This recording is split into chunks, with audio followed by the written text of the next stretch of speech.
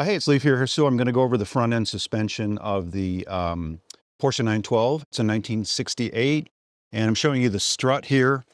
So pretty much old school. I believe these are Coney or Bilstein struts, probably Bilstein.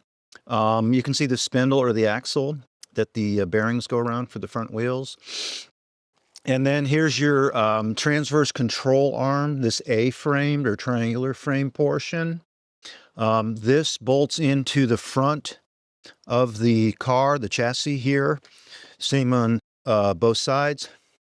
And then this subframe here, this bolts into the chassis as well as this. And then on this side, this bolt comes up through here into the chassis and then is also fastened down that way.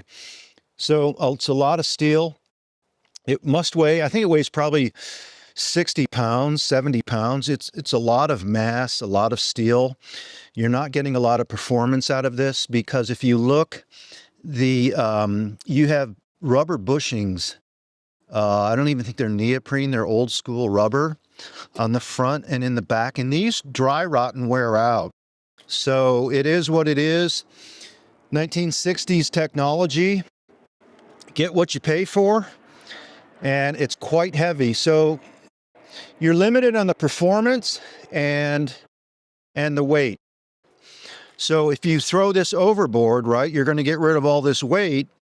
Your front end isn't going to slosh around as much, and it will feel less like a motorboat as you're going down the road and you input a lot of steering, or you're either tracking with one of these older vintage cars. So throw this overboard and you just lost potentially 50 to 70 pounds. And then the performance isn't there. I mean, with these rubber bushings, you're not really going to get a lot anyhow. The struts, they're not coilovers. They're just struts for which the torsion springs in the front took the majority of shock. And I'm using coilovers now, so we'll talk about that next.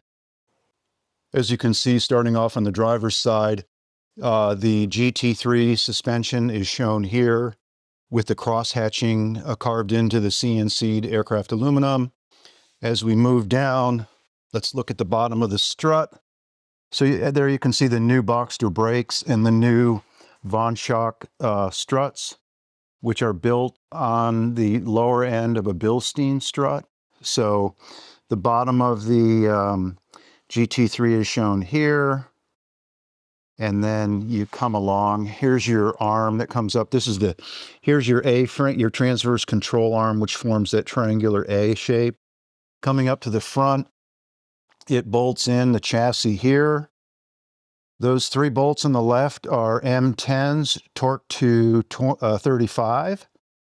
And the same as the 2 or 3 there. However, the one that looks more polished aluminum is for the Heim joint. You can see the Heim joint there. And those 2 are M10s.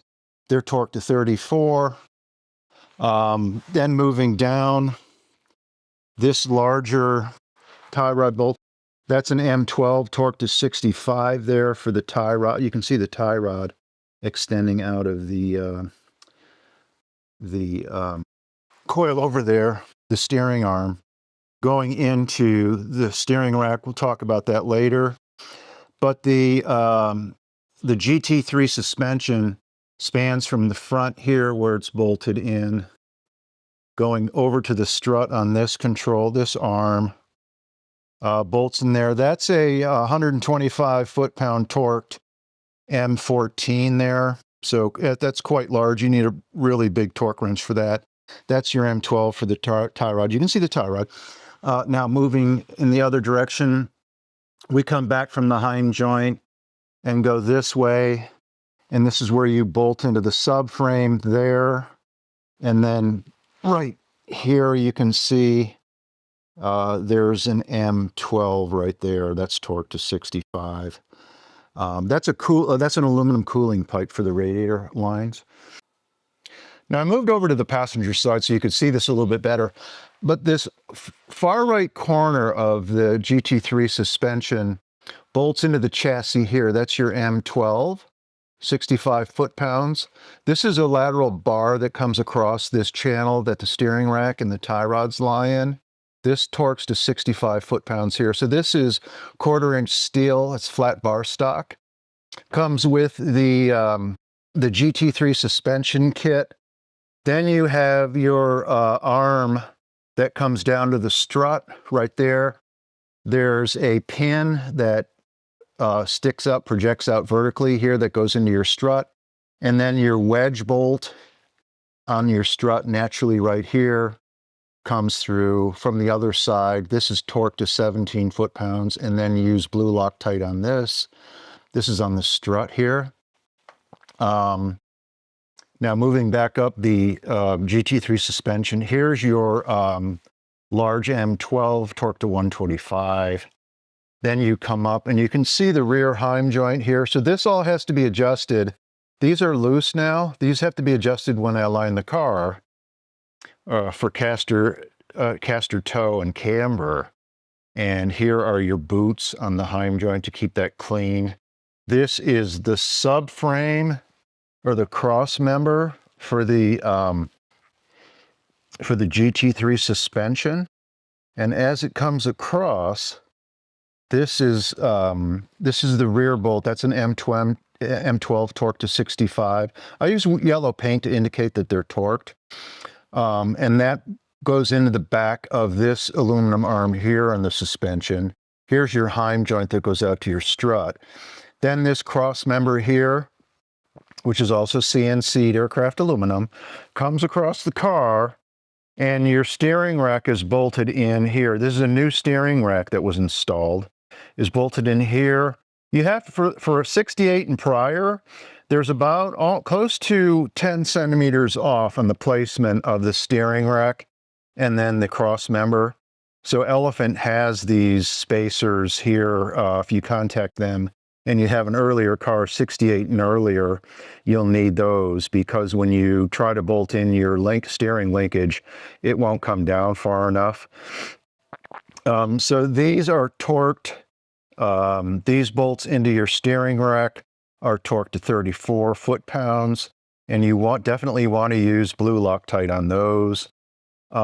This comes from the manufacturer of the steering rack. It's pre-greased. These are tightened down anyhow. And I think these at any rate are 13, because I think I pulled that cap.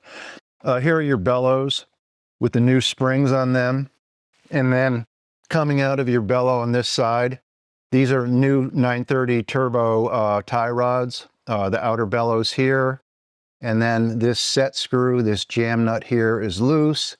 And this will be adjusted, because you can spin your tie rod here to adjust the fitting. That's your jam nut to tighten it down when you align the steering. Again, these are torqued to 65 foot-pounds. Your 2 rubber boots for your heim joint.